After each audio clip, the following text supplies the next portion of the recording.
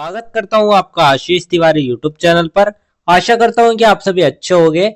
मैं इस चैनल के माध्यम से आप सभी के लिए लेकर आया हूँ एक वीडियो लेक्चर सीरीज जो बेस आपके बीए ऑनर्स पॉलिटिकल साइंस की सेमेस्टर सेकंड की तुलनात्मक राजनीतिक विश्लेषण में तरीके और दृष्टिकोण यानी कि methods and approaches in comparative political analysis subject की एक इंपॉर्टेंट किताब पर, जो कि आपका डिसिप्लिन स्पेसिफिक कोर कोर्स यानी कि आपका डीएससी 5 का सब्जेक्ट है। तो अगर आप ड्यू सोल रेगुलर या किसी और यूनिवर्सिटी से सब्जेक्ट पढ़ रहे हैं तो ये सीरीज आपके लिए बहुत ही उपयोगी होने वाली है, क्योंकि इसमें हम हर चैप्टर को सिंपल भाषा में समझेंगे, इंपॉर्टेंट कॉन्सेप्ट्स को ब्रेक डाउन करेंगे और एग्जाम पॉइंट ऑफ व्यू से भी डिस्कस करेंगे।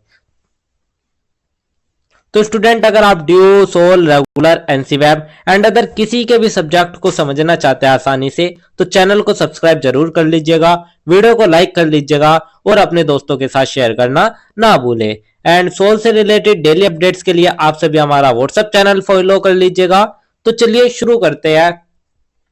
मैं आपका स्वागत करता हूं बीए ऑनर्स पॉलिटिकल साइंस के सेकेंड सेमेस्टर की methods and approaches in comparative political analysis subject की यूनिट नंबर सेकंड के चैप्टर नंबर 3 के इस वीडियो लेक्चर में। इससे पहले की वीडियो में हमने यूनिट नंबर सेकंड के चैप्टर नंबर 2 के बारे में डिस्कस किया था, और आज की वीडियो में हम हमारा यूनिट नंबर सेकंड का चैप्टर नंबर 3 नव संस्थावाद के बारे में डिस्कस करने जा रहे हैं। तो चलिए हम शुरुआत कर लेते हैं हमारे चैप्टर नंबर 3 की। तो स्टूडेंट, मान लो एक कॉलेज है, कॉलेज में प्रिंसिपल, टीचर, नियम और पूरा सिस्टम सब मौजूद है। लेकिन अगर टीचर पढ़ाना ना चाहे और स्टूडेंट पढ़ना ना चाहे तो क्या सिर्फ नियमों से कॉलेज चल सकता है? जी नहीं।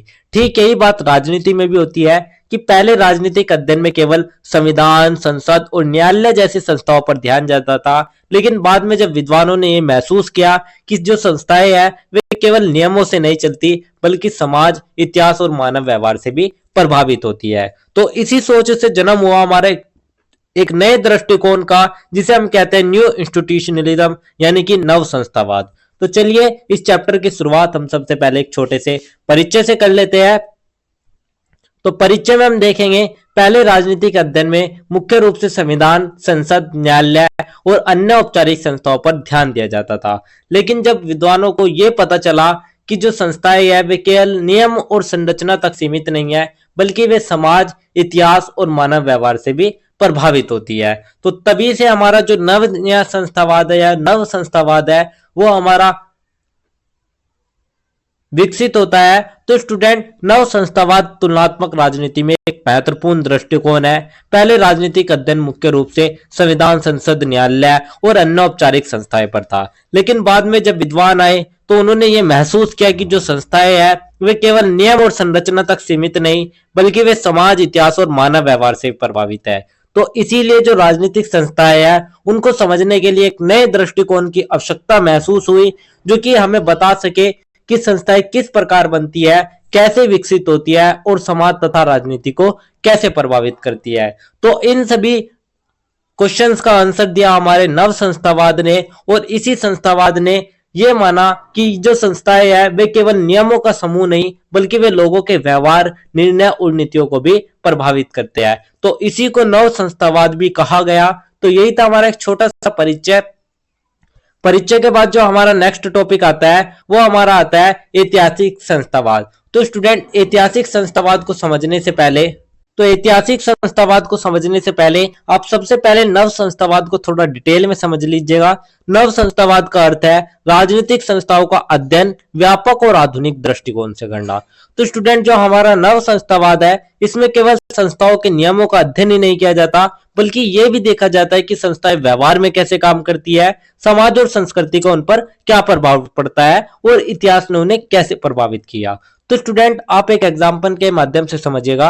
मान लो संविधान में लिखा है कि सभी नागरिक बराबर है, लेकिन वास्तविकता में कई बार सामाजिक परिस्थितियों के कारण जो बराबरी है वो पूरी तरीके से लागू नहीं हो पाती, और यही चीज समझने के लिए कोशिश है वो हमारा नव संस्थावाद करता है। तो अब हम आ जाते हैं नव संस्थावाद के प्रकार के बारे में। तो जो नव संस्थावाद है वे हमारे 3 प्रकार के होते हैं, जिसमें हमारा सबसे पहला आता है ऐतिहासिक संस्थावाद यानी कि हिस्टोरिकल इंस्टीट्यूशनलिज्म। तो स्टूडेंट सबसे पहले हम समझते हैं कि हमारा ऐतिहासिक संस्थावाद आखिर होता क्या है। तो ऐतिहासिक संस्थावाद संस्थाओं के विकास को समझने के लिए इतिहास को बहुत महत्व देता है। यानी कि स्टूडेंट ये जो दृष्टिकोण है इसके अनुसार राजनीतिक संस्थाओं को समझने के लिए उनके इतिहास को समझना जरूरी होता है। जिस प्रकार से आप जान सकते हैं, अगर आप कोई सीरियल देख रहे हैं, आप उसको बीच में कहीं से स्टार्ट करते हैं तो आपको वो समझ में नहीं आएगा। आपको सबसे पहले उसके पहले के सीरियल्स यानी कि उसके इतिहास को समझना जरूरी होगा। यानी कि आज की संस्थाएं कैसे बनी और समय के साथ कैसे विकसित हुई, ये समझना हमारा ऐतिहासिक संस्थावाद के अंतर्गत समझा जाता है। तो इस दृष्टिकोण के अनुसार किसी देश की वर्तमान राजनीतिक संस्थाओं को समझने के लिए उसके इतिहास का अध्ययन करना आवश्यक हो जाता है। तो स्टूडेंट ये माना जाता है कि जो संस्थाएं हैं वे कोई एकदम से नहीं उभरी, ये समय के साथ साथ धीरे धीरे विकसित हुई है और उनका जो वर्तमान रूप है वो हमारे अतीत की घटनाओं और निर्णयों का ही परिणाम होता है। मान लीजिएगा आपकी कोई, आप जिस प्रकार से आप खुद के ऊपर एग्जाम्पल लेके चलिएगा, आपके जो पूर्वज थे वे किस तरीके की घटनाएं करते थे, उनके साथ क्या घटनाएं हुए, उनके निर्णयों के आधार पर ही जो आप आज है वो आज स्टैब्लिश हुए हैं। तो ऐतिहासिक संस्थावाद हमें यह भी बताता है कि एक बार जब कोई संस्था स्थापित हो जाती है तो उसे बदलना भी कठिन हो जाता है। तो स्टूडेंट आप एक एग्जाम्पल के माध्यम से समझिएगा। अगर हमें भारत की लोकतांत्रिक व्यवस्था समझनी है तो हमें क्या देखना होगा। हमें भारत की लोकतांत्रिक व्यवस्था को समझने के लिए हमें उसका इतिहास यानी कि ब्रिटिश शासन क्या था, स्वतंत्रता आंदोलन कैसे हुआ था और संविधान का निर्माण कैसे हुआ था। तो जब तक हम इसके इतिहास के बारे में नहीं समझेंगे तब तक हम भारत की लोकतांत्रिक व्यवस्था को नहीं समझ पाएंगे। तो इसका कारण है कि संस्थाएं लोगों की आदतें, परंपराएं और नीतियों का हिस्सा भी बन जाती है। इसी के साथ साथ जो हमारा ऐतिहासिक संस्थावाद है वो ये भी कहता है कि इतिहास में हमारे कुछ ऐसे मोड़ आते हैं जो कि हमारे भविष्य को साबित करते हैं। यानी कि इतिहास के कुछ महत्वपूर्ण मोड़ ऐसे होते हैं जो भविष्य की राजनीतिक दिशा को निर्धारित कर देते हैं। तो इसीलिए हमारा जो ऐतिहासिक संस्थावाद है वो हमारी राजनीतिक व्यवस्था को समझने के लिए ऐतिहासिक परिस्थितियां और घटनाओं पर विशेष ध्यान देता है। यानी कि आप एक तरीके से इसको हमारा जो पास्ट है उसको पहचानने का एक तरीका कह सकते हो। जो हमारी पॉलिटी है, जो हमारा हिस्टोरिकल इंस्टीट्यूशनलिज्म है, वो हमें बताता है कि जो हमारे देश की लोकतांत्रिक व्यवस्था है उसका इतिहास या उसका पास्ट क्या रहा है। तो यही था हमारा ऐतिहासिक संस्थावाद। इसके बाद सेकंड जो संस्थावाद आता है वो आता है तर्क संगत विकल्प संस्थावाद। तो अब हम बात कर लेते हैं तर्क संगत विकल्प संस्थावाद के बारे में, यानी कि रेशनल चॉइस इंस्टीट्यूशनलिज्म। तो रेशनल चॉइस इंस्टीट्यूशनलिज्म क्या है इसको भी समझ लेते हैं। तो तर्क संगत विकल्प संस्थावाद मानव व्यवहार और निर्णयों को समझने पर आधारित है। इस दृष्टिकोण के अनुसार लोग अपने हितों और लाभों को ध्यान में रखकर निर्णय लेते हैं। तो स्टूडेंट ये जो दृष्टिकोण है इसके अनुसार जो लोग हैं वे अपने स्वार्थ और लाभ के आधार पर ही डिसीजन लेते हैं। यानी कि राजनीतिक नेता और नागरिक अक्सर ऐसे निर्णय लेते हैं जिसमें उनका बेनिफिट हो। तो राजनीतिक संस्थाएं ऐसी नियम और व्यवस्था बनाती है जिनके भीतर लोग अपने हितों को प्राप्त करने का प्रयास करते हैं। तो आप एक तरीके से समझिएगा, एक राजनीतिक नेता है, आप एक एग्जाम्पल के माध्यम से समझिएगा। चुनाव आते ही नेता जो होता है वो अचानक सड़क बनवा देता है, बिजली ठीक करवा देता है और हर जगह पोस्टर लग जाते हैं। क्यों? क्योंकि उन्हें पता है कि इससे उनको वोट मिल सकते हैं। तो इसीलिए वे ऐसे कार्य करते हैं जिससे उन्हें बेनिफिट हो। तो इस दृष्टिकोण में यह माना जाता है कि व्यक्ति अपने निर्णय लेते समय लाभ और हानि का विचार करता है। तो तर्क संगत विकल्प संस्थावाद में जो व्यक्ति है वो ऐसे निर्णय लेगा जिसमें उसका फायदा यानी कि उसका बेनिफिट हो। तो इसीलिए जो राजनीतिक संस्थाएं है वो लोगों के व्यवहार को दिशा देने का कार्य भी करती है। उदाहरण के लिए जैसे कि मैंने आपको अभी बताया, चुनाव प्रणाली हो गई, संसद के नियम या प्रशासनिक प्रक्रियाएं हो गई, इनमें जो भी निर्णय या कार्य लिए जाते हैं वे ज्यादातर लोगों के हितों से ही प्रभावित होते हैं। तो इसके माध्यम से हमें यह भी समझ में आता है कि लोग संस्थाओं के भीतर किस प्रकार निर्णय लेते हैं और अपने उद्देश्य को प्राप्त करने का प्रयास करते हैं।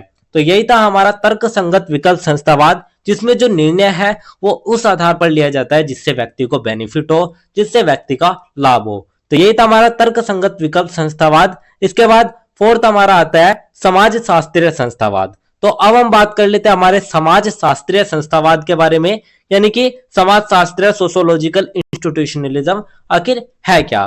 तो समाजशास्त्रीय संस्थावाद संस्थाओं को समाज और संस्कृति के संदर्भ में समझने का प्रयास करता है। जैसे कि इसके नाम से ही हमें पता चल रहा है समाज और शास्त्रीय, यानी कि समाज और संस्कृति के संदर्भ में हम जो भी समझते हैं वो हमारा समाजशास्त्रीय संस्थावाद हमें समझाता है। तो इस दृष्टिकोण के अनुसार संस्थाएं केवल औपचारिक नियमों से नहीं बनती, बल्कि समाज की मान्यताएं, परंपराएं और मूल्यों से भी प्रभावित होती है। तो ये जो दृष्टिकोण है ये कहता है कि संस्थाएं केवल नियमों से नहीं बल्कि समाज और संस्कृति से भी प्रभावित होती है। यानी कि किसी समाज के मूल्य, परंपराएं और सांस्कृतिक मान्यताएं ये सभी हमारी राजनीतिक संस्थाओं को प्रभावित करती है। तो समाज के सांस्कृतिक तत्व संस्थाओं की संरचना और कार्य प्रणाली को भी प्रभावित करती है। तो इसीलिए जो हमारा ये दृष्टिकोण है ये कहता है कि लोग हमेशा केवल अपने लाभ के आधार पर निर्णय नहीं लेते, बल्कि वे सामाजिक मानदंडों और मूल्यों को भी ध्यान में रखते हैं। तो जहां पर जो हमारा तर्क संगत जो हमारा संस्थावाद था वो कहता है कि जो व्यक्ति है वो अपने लाभ के आधार पर निर्णय लेता है, वहीं पर हमारा जो समाज शास्त्रीय संस्थावाद है वो कहता है कि जो लोग हैं वे केवल लाभ के आधार पर नहीं बल्कि सामाजिक मानदंडों और मूल्यों के आधार पर भी निर्णय लेते हैं। तो उदाहरण के रूप में किसी समाज की में परंपराएं, धार्मिक मान्यताएं और सामाजिक नियम राजनीतिक संस्थाओं के कार्यों को भी प्रभावित कर सकते हैं। तो इसीलिए जो समाज शास्त्रीय संस्थावाद है वो हमें बताता है कि विभिन्न समाजों में संस्थाएं अलग अलग रूप क्यों ले लेती है। तो इसीलिए ये जो दृष्टिकोण है ये संस्कृति और समाज को बहुत ही ज्यादा महत्वपूर्ण मानता है, उन्हीं के आधार पर हमारे जो निर्णय होते हैं उनको बताता है। तो यही था हमारा समाज शास्त्रीय संस्थावाद। इसके बाद जो हमारा नेक्स्ट टॉपिक आता है वो हमारा ओवरऑल पूरे आंसर का एक छोटा सा निष्कर्ष, एक छोटा सा कंक्लूजन आता है। तो कंक्लूजन में स्टूडेंट हम कह सकते हैं कि जो हमारा नव संस्थावाद है वो हमारा इसलिए महत्वपूर्ण है क्योंकि यह राजनीतिक संस्थाओं को गहराई से समझने में मदद करता है और इसी के माध्यम से हम संस्थाओं के विकास को इतिहास के आधार पर समझ सकते हैं, लोगों के निर्णय और हितों का अध्ययन कर सकते हैं और समाज और संस्कृति के प्रभाव को समझ सकते हैं।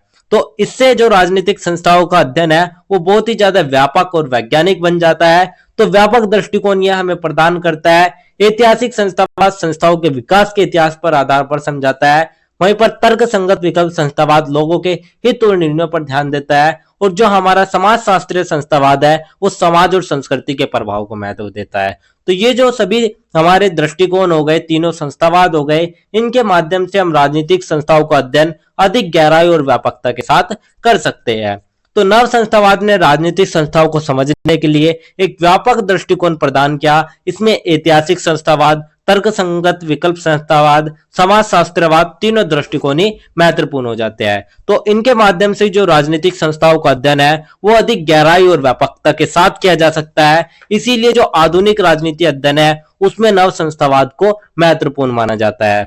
तो यही था हमारा एक छोटा सा निष्कर्ष, जिसके साथ ही हमारा यूनिट नंबर 2 का चैप्टर नंबर 3 भी कंप्लीट होता है। तो ये थी आपकी सेकंड यूनिट का 3rd चैप्टर, जिसके इंपॉर्टेंट टॉपिक्स मैंने आपको शॉर्ट्स में एक्सप्लेन कर दिए हैं। अगर किसी स्टूडेंट को ये नोट्स चाहिए होंगे तो आप हमारे टेलीग्राम चैनल को ज्वाइन कर लीजिएगा, वहां आपको ये नोट्स मिल जाएंगे। एंड अगर किसी भी स्टूडेंट को कोई भी डाउट या क्वेरी होती है तो आप हमारे कमेंट सेक्शन में या इंस्टा पेज को फॉलो करके भी पूछ सकते हैं। डेली अपडेट्स के लिए आप सभी हमारा व्हाट्सएप चैनल ज्वाइन कर लीजिएगा। और अगर आपको लेक्चर उपयोगी लगा तो वीडियो को लाइक करें, चैनल को सब्सक्राइब करें और अगले अध्याय के लिए तैयार रहिएगा, जहां हम बात करेंगे हमारी नेक्स्ट यूनिट नंबर 3 के बारे में। तो आप सभी का बहुत बहुत धन्यवाद। मिलते हैं नेक्स्ट वीडियो में।